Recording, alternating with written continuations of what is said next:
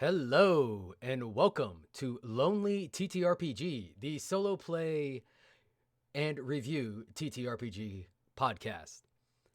This week we're going to be playing A Weekend in the Country, a murder mystery for one or more players by Lari, Assmuth. Now, Weekend in the Country is based off of the Wretched and Alone system. We played that with the Wretched, so kind of excited for how this is going to go. So starting off, we have a couple quotes at the beginning of the book. Nothing has such power to broaden the mind as the ability to investigate systematically and truly all that comes under thy observation in life. By Marcus Aurelius. And from Agatha Christie, unless you're good at guessing, it's not much use being a detective. So some very apropos quotes to get you in the mind for a murder mystery. Dun, dun, dun. So before we get into this, I'd like to thank you all for listening to Lonely TTRPG. At the end, if you like this, please go ahead and give us a like, give us a review on any of your favorite podcasting sites or on YouTube. And go ahead and drop us a follow if you want to see more content. We are doing this every week. This is kind of our thing. So the facts as we know them. You are a renowned private detective and stories of your exploits are widely shared. You are sharp, observant, and likable. You move with equal ease in the finest soirees and in back alley pubs. You are a master of getting people to open up and talk to you. This weekend, you have been invited to the country house of Lord Adler, retired colonel of the Imperial Yeomanry Cavalry, to enjoy a relaxed getaway with the Lord's family and a few close friends. Dinner passes pleasantly enough, but early in the morning, you are awakened by a maid's screams. Lord Adler has been found dead, murdered in his own bedroom. So, taking a look at this, we have a handful of suspects. We have Lady Adler, the younger wife, Lady Buckley, an amateur artist and childhood friend of Lady Adler, Lord Entwistle, who is accompanied by his mother, the widow Lady Entwistle, whose late husband served with Lord Adler until he was court-martialed and dishonorably discharged, and Mr. Cooper, Lord Adler's valet, a young man with ambitions beyond his station. Dun, dun, dun. So, which one of these is the murderer? And that is what we need to find out. And that is what we're going to find out as soon as we set up the board. So first, to start off, I'm just going to make sure that I have a list of my suspects. Now to play, we're going to need a standard deck of cards with no jokers, a 6-sided dice, and preferably a tumbling block tower. I do not have a tumbling block tower, so we're going to use some variant rules on that. If we play as a solo game, play with a journal, making audio or video, which is what we are doing, welcome. And during the game, we're going to be investigating the Adler's country house, talking to guests, servants, and gathering clues about what happened and find out who the murderer is. If we're playing with a block tower, it represents time running out. If the tower falls, the murderer strikes again, killing one of the remaining suspects. For safety, death, murder, suicide, jealousy, and sex are all themes that may be encountered in this game. While the game is written in the same cozy crime genre as Agatha Christie or Murder, She Wrote, it is still important that you're mindful of boundaries while playing. So, take care of yourself. If you come up against any topics that look a little too much for you, then go ahead and skip it. Move right along. All right, so to set up the game, we need to pick out the 4 cards representing the suspects. And these are going to go on the table face up. We're going to shuffle the rest of the deck and deal it into 5 different decks face down. And those are going to represent the study, the bedrooms, the attic, the servant's quarter, and the kitchen.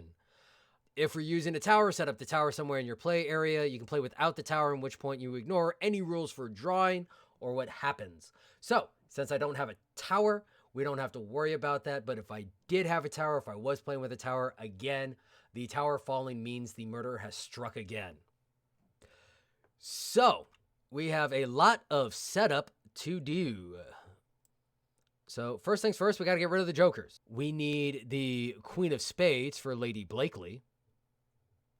For Lord Entwistle, he is the King of Diamonds. And we got the Jack of Clubs for Mr. Cooper. And now we are going to deal the deck into 5 piles, face down. So now we have to label these. So we have the study. We have the study. We have the bedrooms. We have the attic. The servants' quarters. And the kitchen. So each turn of the game is going to represent some time collecting clues and interviewing suspects and eyewitnesses. During each turn, you will do the following. You're going to choose a location and draw a card. You're going to roll a d6 and pull that many blocks from the tower. We're not going to be doing that. Then we're going to check the clue that we found in the clue journal and make a note of where we found it. And then we're going to decide whether we want to make an accusation or keep looking. So, j'accuse or no. Hot new game. Oh, shoot. The next section is called J'accuse. So, J'accuse. The goal of the game is to collect enough clues to build a waterproof case against one of the suspects. You do this by collecting cards to build the best possible 5-card poker hand, and then making an accusation against one of the suspects. When you make an accusation, you must choose 5 cards from your hand and build a theory of what happened that utilizes all the clues that correspond to the cards in the hand. That hand must contain at least 1 card of the same suit as the suspect card that you are accusing. If your hand wins, the suspect you accused was indeed guilty. Go on to denouement. If the suspect's hand wins, they turn out to have an ironclad alibi or other solid defense. Detail why they couldn't possibly be the killer and then turn the suspect card upside down. They can no longer be accused, then continue to play as normal. All right, and then looking at the rest of these, we seem to have a lot of card descriptions. So every card's going to have its own description. So hearts are passion and love. Spades are going to represent misery and misfortune. Diamonds, money and fortune. And clubs, violence. Already like the theming, actually picking theming that goes with the suit. We need to remember this energy for the end though. At the end of the game, when one of the following things happen, the game comes to an end. You make an accusation and your poker hand wins the defending hand. All suspects but one have been turned face down, either because they have been able to defend themselves while defending against the accusation or because they have been killed when the tower has fallen. If you make an accusation and it is correct, you have found the killer. Make sure you document all the clues in your hand. When you confront the suspect with these irrefutable facts, they cave and confess. You hand them over to the local police and congratulate yourself on another solved case. If all suspects but one have been discounted or murdered, the real killer has eluded your grasp. Describe how they managed to taunt you when you realize they have made good their escape. Perhaps your paths will cross again. All right, so let's go ahead and get started. So, again, we're going to go to a location. We're going to draw a card. And based on that card, we are going to attempt to build a theory of who killed Lord Adler. All right, so let's go ahead and start in the study. After all, Lord Adler spent most of his time there. So, let's go ahead and flip that over. And we got a club. All right, so the 8 of clubs represents a small but lethal wound, easily missed on casual observation. So we definitely find the wound. We found his body in the study, and looking at it, we find the small wound. Seems to be hidden in the folds of his neck after all. You know what happens to soldiers when they stop being soldiers? They tend to get rather large. I say this as a soldier getting large. I'm allowed to. It's my people. So based on that, we're going to go ahead and head to the bedroom and attempt to find something in the bedroom that might give us a little more of a hint as to what happened. Another club. All right, this time the queen. When you arrived at the house, you recall you saw Lord Adler's valet, Mr. Cooper, in a heated discussion with one of the other guests. Who was it? Well, I'm not sure yet. I do remember the discussion. I do remember the fight. Looked like a fight. I didn't get a good look because Mr. Cooper was blocking them. But let's see what we find in the attic. After all, we're starting to put some pieces together, and the attic is going to be the ideal place to try and hide something, the 10 of spades. All right, so a second-story window has been forced open from the outside. That is impressive. They climbed up to force open a window from the outside. Good for them. With this in mind, let us see what the servants have to say about this, and let's head to the servants' quarters. And what do the servants have to tell us? They have to tell us a tale of passion with a heart, the 7 of hearts. An impassioned argument overheard through a wall, although no words can be made out. It seems that it was just outside the kitchen. And based on that location, this sounds like it would be in the right spot for the argument that Mr. Cooper was having with his person. So let's head to the kitchen and see if we can find any clues in the kitchen as to what this argument was about or who Mr. Cooper might have been arguing with. The 4 of spades. So we have the silhouette of a person spotted prowling in the garden at night. So, based on this, we have ourselves an argument occurring outside between Mr. Cooper and somebody else. A mysterious figure prowling the grounds at night, climbing up to the second floor and forcing open a window in order to deal a small wound. So with hearts, clubs, and spades, I can accuse Lady Adler, Lady Blakely, or Mr. Cooper. Now, I don't like my hand. I only have a queen high. Remember, the whole point is for a poker hand. But this is like stud rules. This isn't Texas Hold'em rules, so the math is all different. Queen high may not be that bad. Of course, with my luck, they are going to get themselves low pair. However, we're going to find out right now, who shall I accuse? Who shall I accuse? Who was it who was prowling the grounds? I am going to say that I remember the flash of red hair underneath a hat. The same red hair as Lady Adler. That Lady Adler was the one who was arguing with Mr. Cooper. Very passionate argument. And I seem to recall Mr. Cooper being angry at Lady Adler that she was not willing to run away with him. She wanted to maintain her marriage, even though she was married to a much older husband. So, Mr. Cooper, sir, you were prowling around in the dark. You were the one who climbed up to the second story, and it was you who opened that window into the study, sneaking up behind Lord Adler and stabbing him in the folds of his neck. Very crafty, Mr. Cooper, but j'accuse! So, now we need to build Mr. Cooper's case. So, we need to draw from every deck in order to build his case. And I lost. Damn it. I didn't lose. It's just Mr. Cooper is not the suspect. All right. He pulled himself the ace of spades. So looking at this, we have the ace of spades, jack of spades, 9 and 3 of diamonds, 9 of clubs. So ace of spades, Lady Blakely tries to warn you off the case, implying she can make your life difficult if you don't. So Lady Blakely is the one who's involved here, as well as Lady Blakely's chauffeur Anthony confides that his employer can be difficult. He tells you an anecdote of when she fired her previous chauffeur for petty reasons.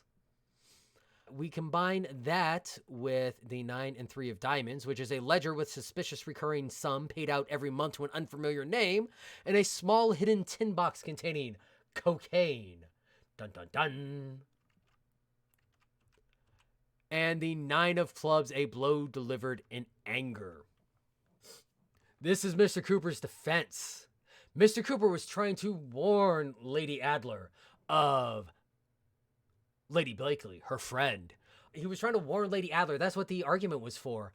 That Lord Adler seemed to be in some type of dealing with Lady Adler. That Mr. Cooper had found a small tin of cocaine and that he had discovered some unknown payments. It seems that Lord Adler had a little bit of a habit. He needed that nose candy. All right. He was into those fine white ladies. And I mean the cocaine on that.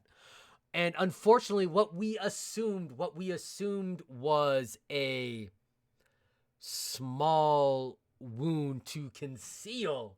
It appears to be more of an angry blow. So upon further evaluation, it would not have even been Mr. Cooper, because our theory was around Mr. Cooper being delicate. And this was not a delicate blow. So, unfortunately, all these cards are going to go to the discard pile. And Mr. Cooper, congratulations. You are not the murderer. We are going to flip his card over. We will have to continue on. We will have to find out who the murderer is. We will have to find the new one.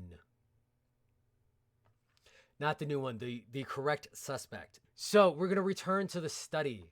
We're going to return to the scene of the crime. Ooh, and we're going to get ourselves the King of Hearts. So I'm going to go ahead and take that King of Hearts, and I'm going to replace that 4 of spades. So the King of Hearts, what does the King of Hearts tell us? I found it a little strange that Lord Adler would invite me for the weekend. I didn't really know him that well, but now I do remember something. At the bottom of my invitation, he had written a personal greeting. It seems that Lord Adler was nervous and concerned for his safety, especially surrounding these mysterious payments, especially surrounding his habit. Apparently, he was concerned for his safety, and he was looking for someone to look out for him. Poor Lord Adler. You know what? J'accuse Lady Blakely, who seems to have a temper about her, firing her chauffeur that we learned from Mr. Cooper, who, based on Mr. Cooper's alibi, Lady Blakely seems to have the most likely of motive and most likely of opportunity. Now, Lady Blakely obviously wasn't the one prowling around at night. The prowler turned out to be nobody. It turned out to be Mr. Cooper attempting to find out what was going on in order to find this drop. But we know it wasn't Mr. Cooper.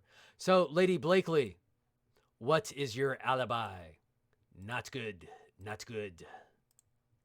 Not good enough. Not good enough. Ah!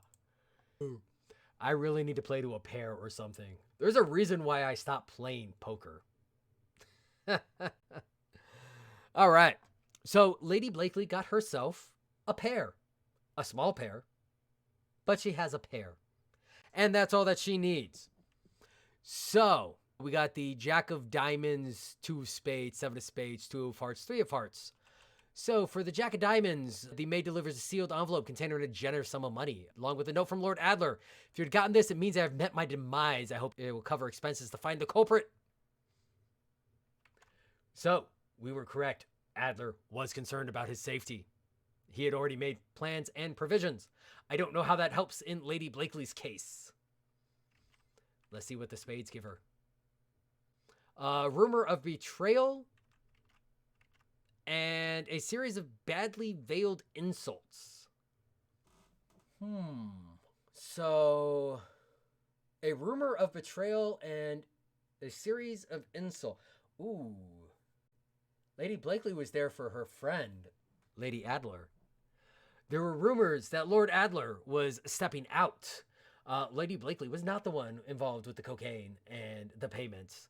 It seems that Lord Adler's appetites ran large, according to rumors, and that those appetites included more than just the cocaine, but also maybe the other type of fine white lady, the fine white lady of the evening. And he just needed a little something to help stay awake for this. Accusations, which he didn't seem to deny over dinner as he continued to make several remarks, much to the distress of Lady Adler and Lady Blakely. What else in Hearts do we have? 2 and 3, secret love letters, and a stolen kiss seen from a distance. It seems that Lady Blakely and Lady Adler were closer than just friends, as the two were spotted in the garden.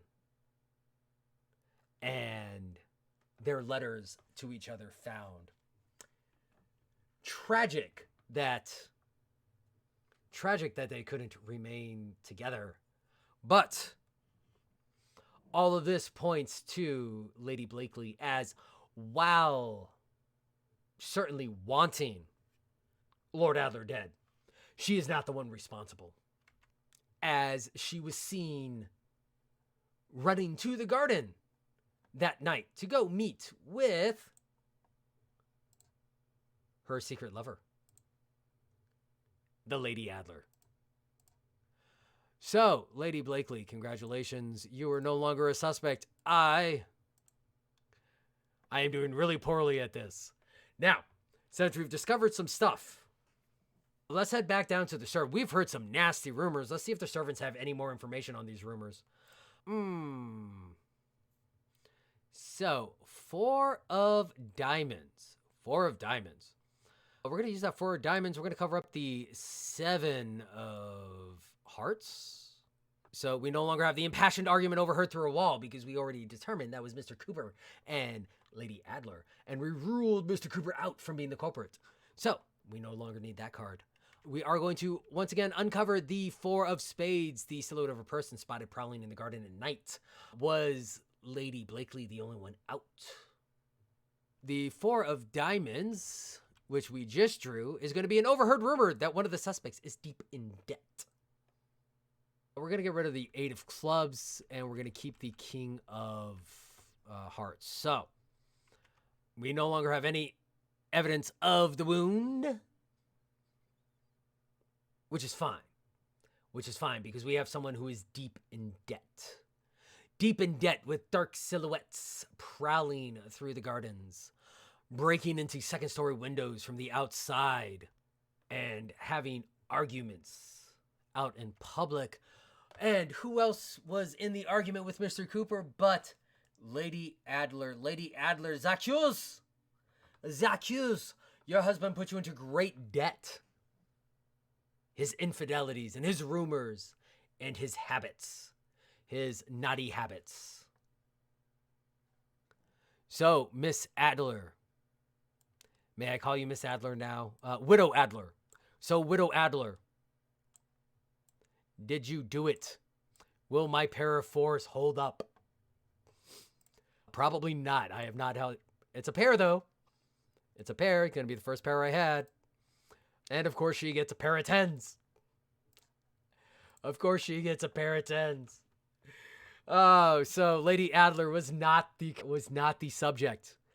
So that is a 10 of hearts, 10 of diamonds. So 10 of diamonds is a friendly card game that suddenly turns very serious. 10 of hearts is a woman's nightgown somewhere it shouldn't be. So it would seem that after dinner that Lady Adler and Lady Blakely were playing a friendly game of cards when all the feelings and emotions came out. Yes, there was a prowling figure, but it was the Lady Blakely, as she was going off to the garden to meet with Lady Adler, as evidenced by the nightgown found outside. Oh my goodness. Oh my, such scandal. For this time period. For the modern time, hey, you do you, girl.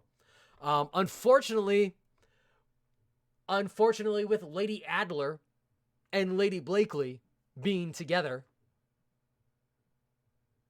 at the time of the murder, that means that we only have one suspect left. And as I turn to look at Lord Entwash to find out why, I find nothing but open air.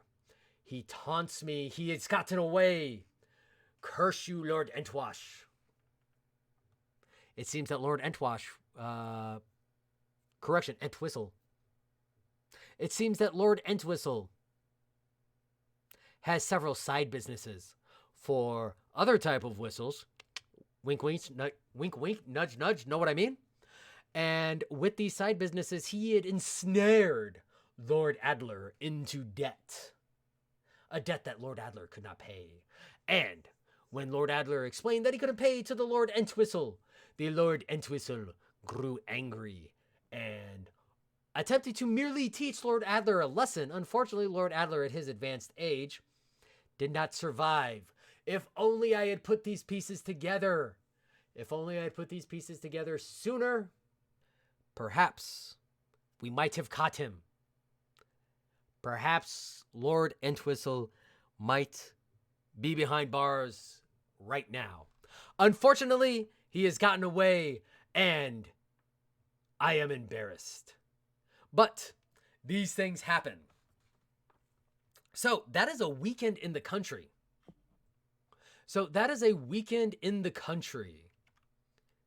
And I just have to say that this was a cute game. This was fun. I like that. Very Agatha Christie, very Hercule Poirot. I definitely did have that Murder, She Wrote feel to it. Like, you can see all that influence in here. This was fun. Now, if you're going to play with more people, each turn somebody else takes detective and they try to figure out what the clue might mean. And, of course, relatively quick game. We played this in what? About a half hour? So, fun game, quick game, very cute. I really liked it. I did. The various prompts and whatnot, they are good. Don't get me wrong. The problem is when you're coming up with 13 different prompts for 13 different things, everything doesn't exactly gel together well, especially when you end up with multiple suits. So when you're designing it, you almost have to have every individual motive be its own standalone, but they have to work well with the other stuff in case you end up with multiples. Hard to say that it did that. However, it did work overall. The game was still fun. It did work overall. It didn't take a lot of stretching to get all that stuff to work together. It didn't take a lot, and you definitely ended up with plenty of saucy situations in there as some of these cards came up. It's one of those, I feel like you were always going to end up in some type of, I feel like Lady Adler is always going to end up in some type of an affair, which is fine, little cliche, but then again, the cliche is part of the appeal for this game. This game, yes, it has the cliches, but that's part of the attraction. That's part of why this was fun to play. And the excitement of shouting out "J'accuse" as you get ready to make your case. So, all in all, great game. Highly recommend that you go check this out. If you want to pick up your own copy, you can find it on itch.io. Again, that's a weekend in the country. The website is Lari, that's LARI-ASSMUTH.itch.io/a week in the country. Dashes between all the words. It is $5, which is very on par for what I've seen for these games. As I play more of these games, I realize that I am pricing myself way too low. But no, this is definitely worth $5. This is definitely worth the little bit of fun that you get to have with it. So if you enjoyed this, by all means, go pick up A Weekend in the Country and make sure that when you do, you tell her that Steel Stash sent you. We're trying to grow this. We're trying to get some word of mouth and let some of these indie creators know that someone is out here willing to play their games and spread the word. So go pick this up, put on your thinking cap, head out to the country manor, and have yourself a good time. But watch out for them murderers. They're everywhere. J'accuse! Or in this case, I guess, Adu. You've been listening to Lonely TTRPG, the solo TTRPG live play and review. If you've enjoyed this episode, please leave us a review. You can also reach us at Twitter at BDDC_pod or at blackdragondungeoncompany@gmail.com. If you really like us, you can consider supporting us on Patreon at patreon.com/blackdragondungeoncompany. Thank you so much.